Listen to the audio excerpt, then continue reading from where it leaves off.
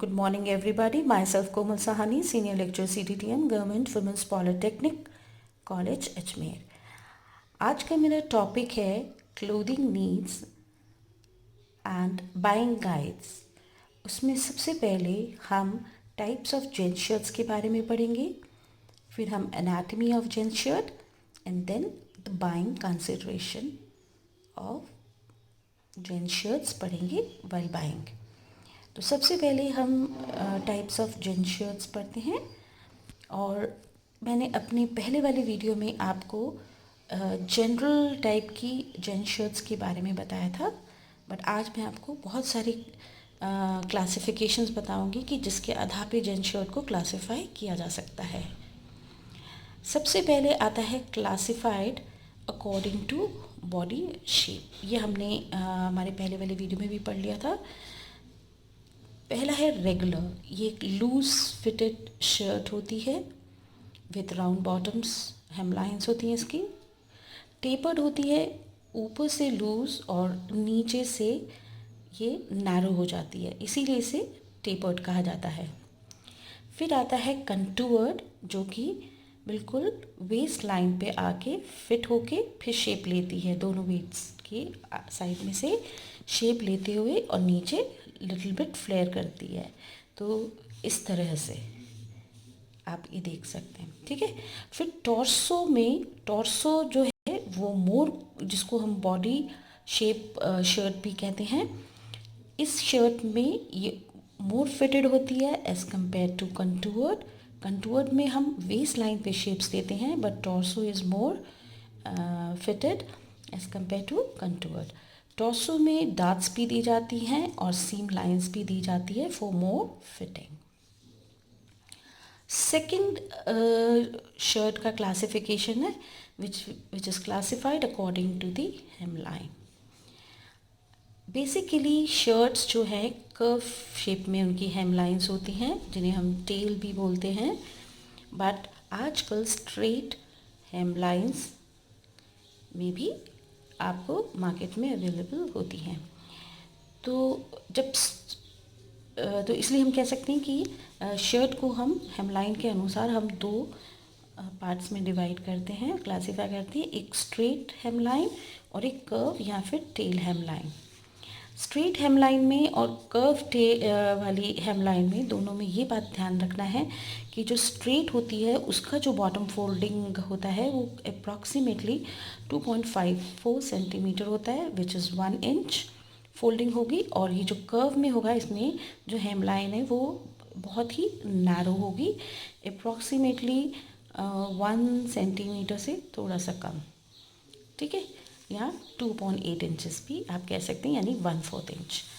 Then comes the third. Shirt can be classified according to the conventions.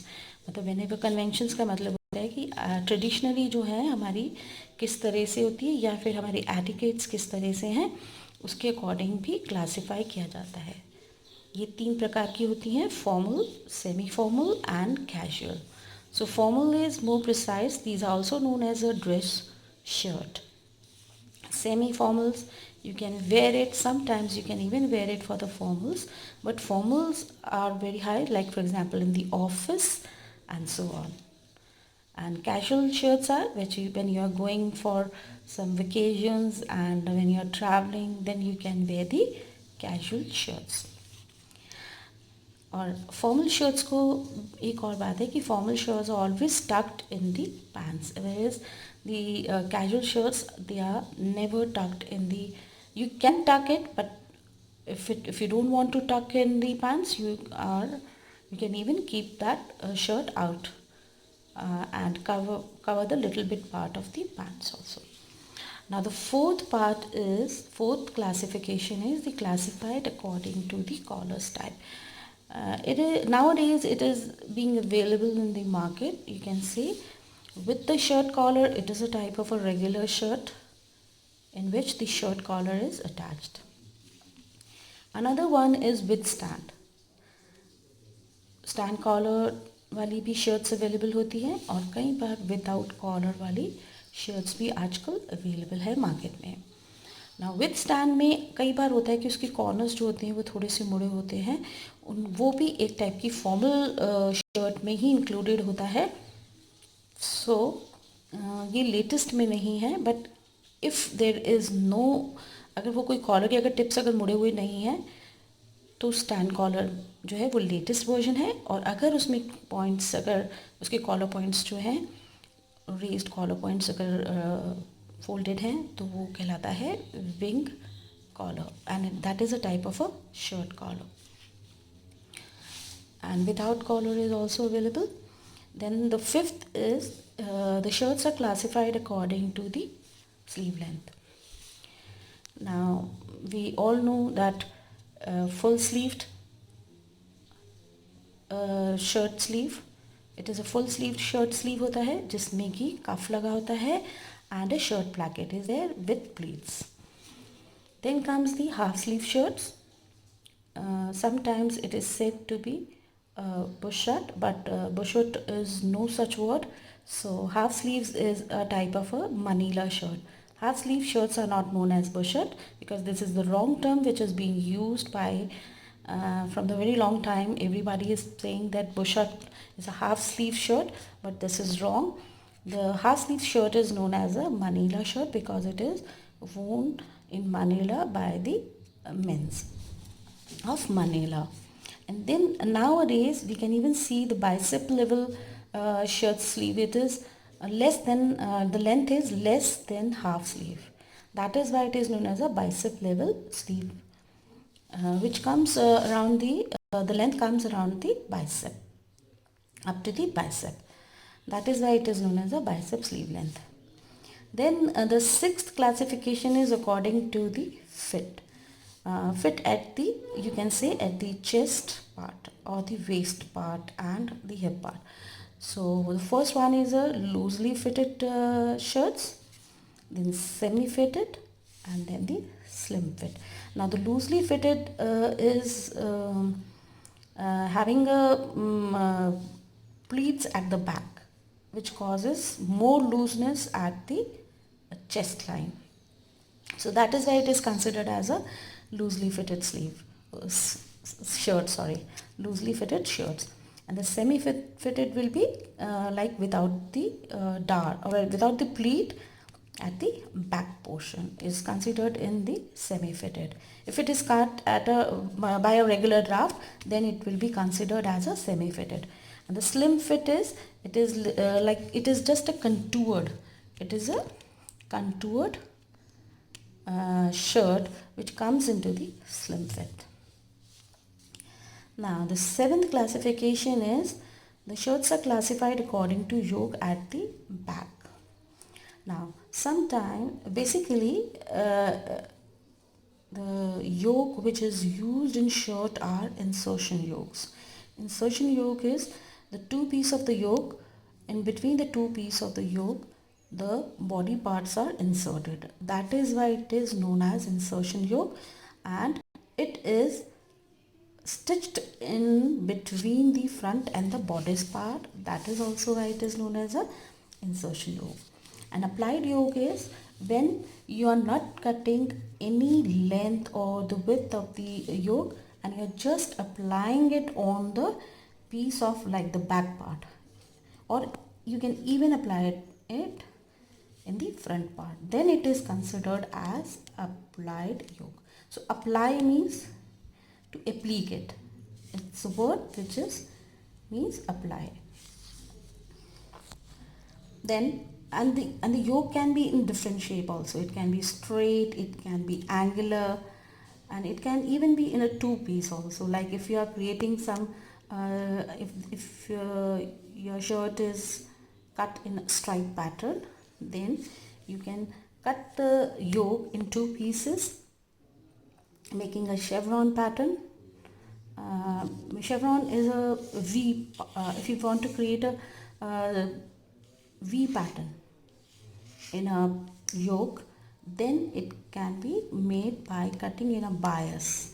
Bias cut करके और फिर इसको जब हम जॉइन करते हैं तो एक जॉइंट आ जाता है बीच में, और उससे हमारा जो है शेवरॉन पैटर्न भी क्रिएट किया जा सकता है. It can be done in insertion yoke also, it can be done in applied yoke also. And you can even classify according to the piece of the yolks also, like it will be a one piece yolk also, or it can be a two piece yolk also. Now if is one piece and two piece here means single pieces attached to front and back part, and the two piece means both are enclosed, the front and the back part is enclosed in two pieces, where you cannot see any seam line, you cannot see the seam allowances of front and back part. Now the eighth is the classification according to pleats at the back. Sometime it is being sold in that way also. Nowadays the pleats are not used, but some people, if they want, they can get it made by a tailor, and in tailor-made clothings you can find these pleats. Now the first one is a single pleat, a box pleat in the center. So if the shirts are available in single pleat, and at the back part you can just see in the center part, which is a box pleat in the center is applied. Now box pleat is a combination of two knife pleats. Both the folded parts are placed apart. The folded part, but inside they are absolutely closed, aligned to each other. Now the two pleats when a single pleat in a box pleat in the center means that box pleat is considered as one pleat, but actually there are two pleats. Now here two pleats means that they both are placed on the shoulder blade part. They come on the shoulder blades, and they are quite apart from each other. So that is why it is considered as two pleats, because both the knife pleats will be faced towards the shoulder point. One on the right shoulder point and another on the left shoulder point. Now these two pleats are facing that way, and these both pleats are knife pleats. Then sometimes nowadays the shirts are available without the pleats, because basically the shirts, I have already told you, are available in contoured body shapes. That is why the shirts are without pleats. Now the ninth classification is according to the use.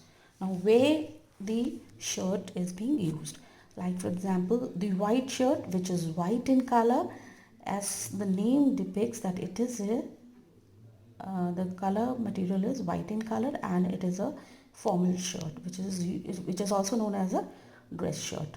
All formal shirts are known as a dress shirts. Then the safari shirt, which got a patch pocket on both the sides, and I'm going to explain you in another video of mine, and what does a safari shirt has, its important features and anatomy. I'll tell you. The safari shirt is when you are going, and it has a particular color, the khaki color. The safari shirt is worn while going for the like the excursion in the forest, or then we are wearing this shirt, a safari shirt. And the thirdly is a uniform shirt, which depicts your organization or any thing, like it can be according to your organization, such as the policeman uniform shirt, your school uniform shirt, or a military uniform shirt, and many other. Just like nurses are wearing a uniform shirt, or nurses means male nurses are wearing a uniform shirt, or in a jail those criminals, they are wearing these shirts. These all are specified according to which comes in the category of uniform shirts. So today I've told you some of the types of shirts, gents shirts, and In the next topic, I'll be telling you about the anatomy of jeans shorts. Thank you.